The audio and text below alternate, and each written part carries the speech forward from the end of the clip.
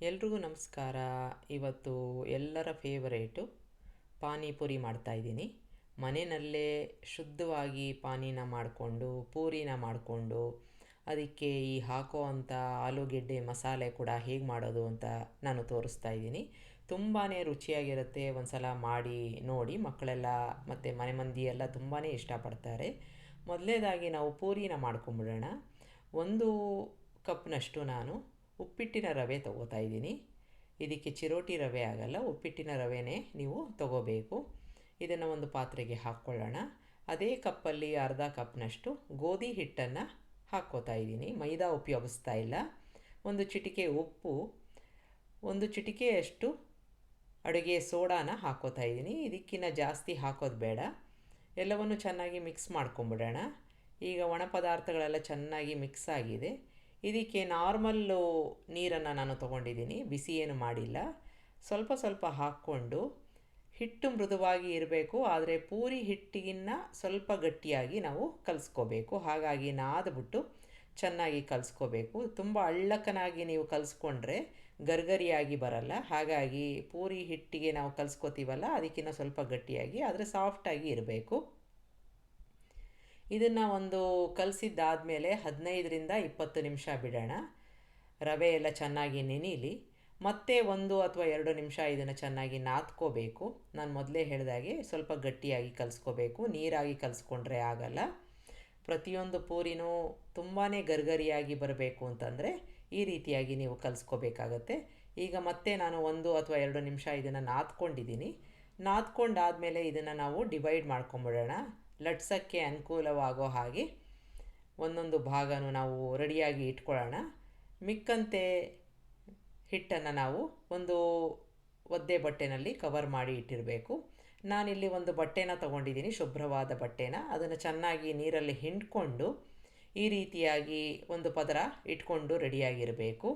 ನಾವು ಲಟ್ಟಿಸಿದ ಪೂರಿ ಈ ಒದ್ದೆ ಬಟ್ಟೆನಲ್ಲಿ ನಾವು ಇಟ್ಕೋತಾ ಹೋಗಬೇಕು. ಈಗ ಒಂದು ಭಾಗದ ಹಿಟ್ಟನ್ನು ನಾನು ತೊಗೊಂಡಿದ್ದೀನಿ. ಸ್ವಲ್ಪ ಒಣ ಹಿಟ್ಟನ್ನು ಹಾಕ್ಕೊಂಡು ಅಥವಾ ಸ್ವಲ್ಪ ಎಣ್ಣೆನ ಹಾಕ್ಕೊಂಡು ತೆಳ್ಳಗೆ ಲಟ್ಟಿಸ್ಕೋಬೇಕು. ದಪ್ಪಕ್ಕೆ ಲಟ್ಟಿಸ್ಕೊಂಡ್ರೆ ಉಬ್ಬಲ್ಲ, ಜೊತೆಗೆ ಬೇಯೋದು ಇಲ್ಲ. ಹಾಗಾಗಿ ನಾನಿಲ್ಲಿ ತೋರಿಸ್ತಾ ಇದ್ದೀನಲ್ಲ, ತುಂಬಾ ತೆಳ್ಳಗೆ 2 ಪದರ ಬರೋ ಹಾಗೆ, ಅಂದರೆ ಪೂರಿ ಕರೆದ ಮೇಲೆ 2 ಪದರ ಈಸಿಯಾಗಿ ಉಬ್ಬೋ ಹಾಗೆ ಬರಬೇಕು. ತೆಳ್ಳಗೆ ಲಟ್ಟಿಸ್ಕೋಬೇಕು.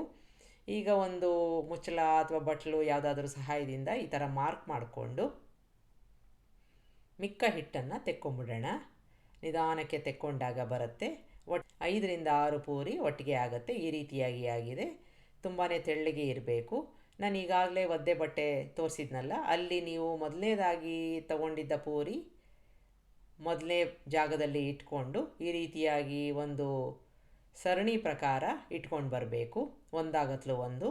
ಯಾಕೆ ಅಂತಂದರೆ ನಾವು ಎಣ್ಣೆಯಲ್ಲಿ ಕರಿಬೇಕಾದ್ರೆ ಮೊದಲನೇದಾಗಿ ಇಟ್ಟ ಪೂರಿನ ನಾವು ಮೊದಲನೇದಾಗಿ ತಗೊಂಡು ಕರಿಬೇಕಾಗತ್ತೆ. ಹಾಗಾಗಿ ಈ ರೀತಿಯಾಗಿ ಒಂದು ಲೈನಲ್ಲಿ ಜೋಡಿಸ್ಕೋತಾ ಬರಬೇಕು.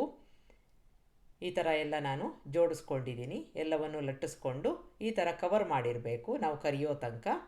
ಈಗ ನಾನು ಎಣ್ಣೆ ಕಾಯೋಕ್ಕೆ ಇಟ್ಟಿದ್ದೀನಿ. ಎಣ್ಣೆ ಚೆನ್ನಾಗಿ ಕಾದಿರಬೇಕು. ನೋಡಿ, ಮೊದಲನೇ ಪೂರಿನ ನಾನು ತಗೋತಾ ಇದ್ದೀನಿ. ಅದರಲ್ಲಿ ಕೆಳಭಾಗ ಇರುತ್ತಲ್ಲ, ಅಂದರೆ ಬಟ್ಟೆ ಮೇಲೆ ಇರೋ ಭಾಗನ ಎಣ್ಣೆಗೆ ಡೈರೆಕ್ಟಾಗಿ ಹಾಕಬೇಕು. ಆದ ನಂತರ ಈ ಥರ ನಾವು ತಿರುಗಿಸಿ ಮಾಡಿದಾಗ ಅದು ಚೆನ್ನಾಗಿ ಉಬ್ಬಿ ಬರುತ್ತೆ. ಇದು ತುಂಬ ಮುಖ್ಯವಾದ ಅಂಶ. ನಾನು ಮೊದಲೇ ಹೇಳಿದಾಗೆ ಬಟ್ಟೆನಲ್ಲೇ ಇರಬೇಕು, ಅದು ಒದ್ದೆ ಬಟ್ಟೆನಲ್ಲಿ ಚೆನ್ನಾಗಿ ಹಿಂಡ್ಕೊಂಡಿರೋ ಅಂಥ ಒಂದು ಒದ್ದೆ ಬಟ್ಟೆನಲ್ಲಿ ಇಟ್ಕೊಂಡು ಮೊದಲನೇ ಪೂರಿನ ನಾನು ಹಾಕ್ಕೊಂಡಿದ್ದೀನಿ. ಆ ನಂತರದಲ್ಲಿ 2ನೇ ಪೂರಿ. ಈ ರೀತಿಯಾಗಿ ನೀವು ಕೊನೆಯದಾಗಿ ಇಟ್ಟಂಥ ಪೂರಿನ ಕರಿಬೇಕು. ಅದು ಒದ್ದೆ ಬಟ್ಟೆನಲ್ಲೇ ಇರಬೇಕು. ಬಟ್ಟೆ ಮೇಲೆ ಇರೋ ಭಾಗನ ನೀವು ಎಣ್ಣೆಗೆ ಬೀಳೋ ಹಾಗೆ ಮಾಡಬೇಕು. ಪ್ರತಿಯೊಂದು ಪೂರಿನೂ ಉಬ್ಬಿ ಬರುತ್ತೆ. ಎಣ್ಣೆ ಚೆನ್ನಾಗಿ ಕಾದಿರಬೇಕು, ಕಾದಿಲ್ಲದೆ ಹೋದರೆ ಉಬ್ಬಲ್ಲ, ಒಂಥರ ಮೆತ್ತಗಾಗುತ್ತೆ. ಜೊತೆಗೆ ತುಂಬ ದಪ್ಪಕ್ಕೆ ಕೂಡ ಲಟ್ಸ್ಕೊಳ್ಳೋದು ಬೇಡ. ಈಗ ನೋಡಿ, ಈ ಥರ ಮಾಡಿದಾಗ ಅದು ತಂತಾನೇ ಉಬ್ಬಿ ಬರುತ್ತೆ.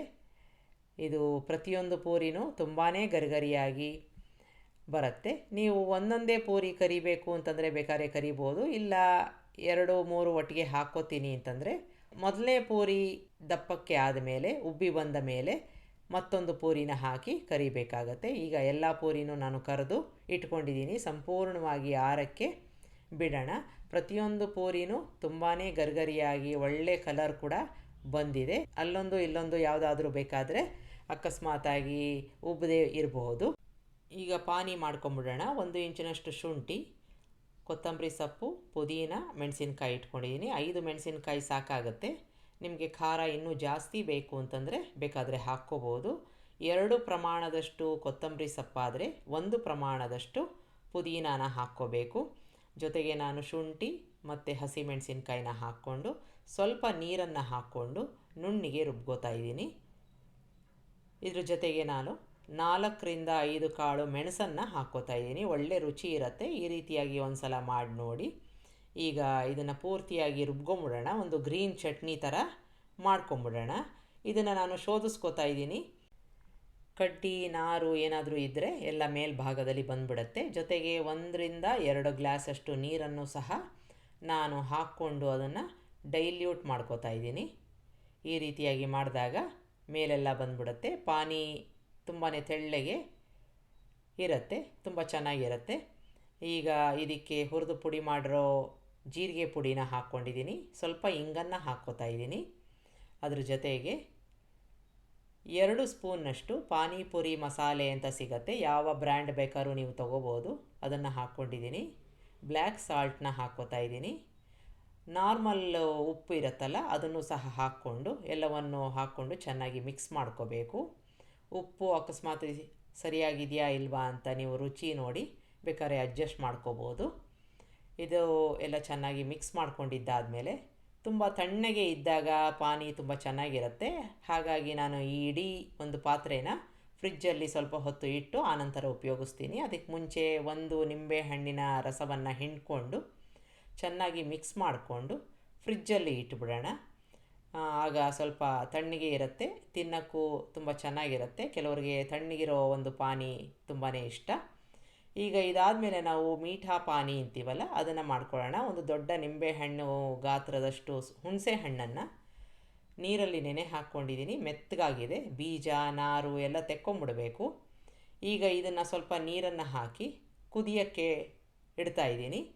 ಒಂದು 2 ನಿಮಿಷ ಅಥವಾ 3 ನಿಮಿಷ ಕುದ್ರೆ ಸಾಕು. ಚೆನ್ನಾಗಿ ಕುದೀತಾ ಇದೆ. ಹುಣಸೆ ಹಣ್ಣು ಮೆತ್ತಗೆ ಆಗಬೇಕು. ಯಾಕೆಂದರೆ ನಾವು ಮಿಕ್ಸಿಗೆ ಹಾಕೋದ್ರಿಂದ ಅದು ಈಸಿಯಾಗಿ ರುಬ್ಬಕ್ಕೆ ಬರುತ್ತೆ. ಈಗ ಚೆನ್ನಾಗಿ ಕುದ್ದಿದೆ. ಸ್ವಿಚ್ ಆಫ್ ಮಾಡಿಕೊಂಡು ಇದನ್ನು ಸಂಪೂರ್ಣವಾಗಿ ಆರಕ್ಕೆ ಬಿಡೋಣ. ಆರಿದೆ ಅಂತ ಆದರೆ ಮಿಕ್ಸಿ ಜಾರ್ಗೆ ಹಾಕ್ಕೋತಾ ಇದ್ದೀನಿ. ನಾರು ಸಹ ತೆಕ್ಕೊಂಬಿಡಬೇಕು. ಇದಕ್ಕೆ 1 ಟೀ ಸ್ಪೂನಷ್ಟು ಸೋಂಪು, 1 ಇಂಚಿನಷ್ಟು ಶುಂಠಿನ ಹಾಕ್ಕೊಂಡು ರುಬ್ಕೋತಾ ಇದ್ದೀನಿ.